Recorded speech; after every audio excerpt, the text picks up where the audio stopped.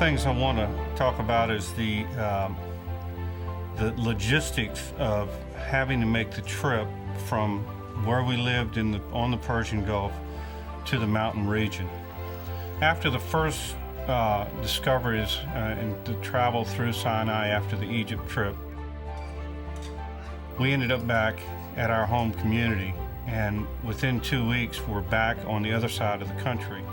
And to give you an estimate of the distances involved, it's like traveling from Louisiana to California. Yeah, now you can swing over to the right here.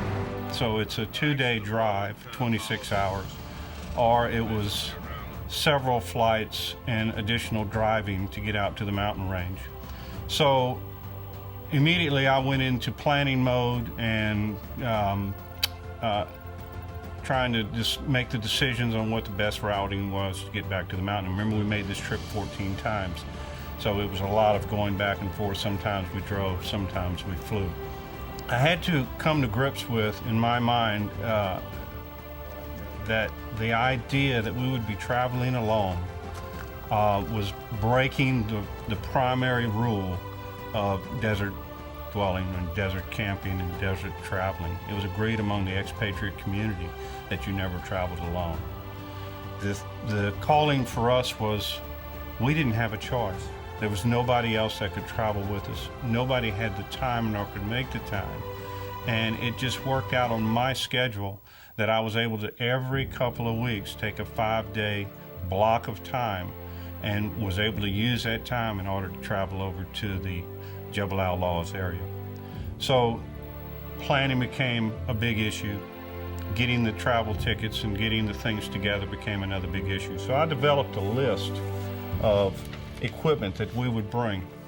It'd be backpacking equipment, it would be food. We survived in the mountain region on MREs that were left over as gifts to me. My family, we were given cases of MREs by the Marines that were staying at my home during parts of the Gulf War as gifts. That's all they had, basically. So they would give us MREs, and then I decided, man, this is the perfect thing for us to take backpacking into the mountain region. The other thing was, if anything were to happen to us, I had to alert someone in my company, and I formed a letter that would give an idea to my supervisor without giving him details of what we were doing, where we would be, and if we didn't return by a certain date, then I would reveal more information in an additional letter that was held by close friends. And he would contact them, and then they would give him the details of what we were doing without being too suspicious or without being too manipulative. That's the way I did things. I obtained travel letters specifically for the Jebel Lawz region.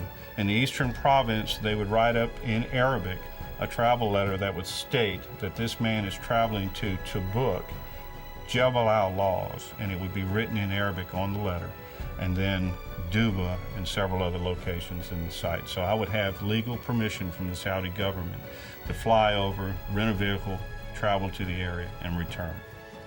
Got Lucas over here doing us up a dynamite little fire. So the travels started. We were traveling back over into the mountain region. We would make the trips.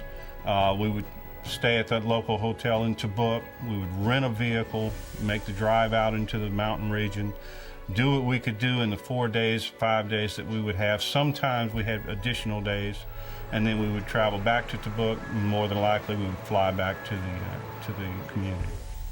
The next thing we would do is when we would return from any trip into the area, I would take all the documentation that we had concerning the trip, even down to the ticket stubs, the boarding passes, where we were sitting on the planes, the baggage receipts, anything that had to do with the trip, even name tags. So we would have full documentation of the whole project, and then I would have a map that came from the Zaki Al-Farsi company, and they did aerial photographs of the country, put it in a book, and these were pretty good maps to travel by, and that's pretty much what we navigated with, were the Farsi maps, as they call them. And then in that map, I would document our routing. where we went, how we flew into Tabuk, and from that point into the mountain region, exactly where we traveled, and any particular significant events in that area, we would have documented. Receipts for the rent trucks.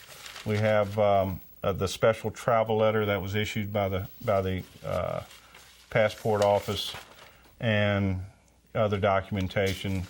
And my wife kept a journal of each one of these trips that we have details of the activities in her book. But this is a letter that I had drawn up by a Saudi friend of mine. And this letter is comprised of an English version of a description that says that we are out in the mountain region.